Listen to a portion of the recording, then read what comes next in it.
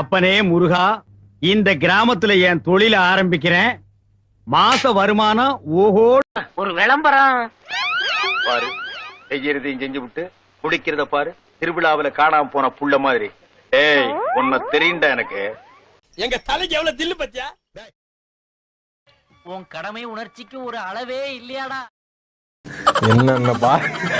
என்னென்ன சொல்றான் பாருங்க. கம்பி கட்டுற கதையெல்லாம் எடுத்து போடுறாங்க. இதெல்லாம் நம்புற மாதிரி அங்க இருக்குது.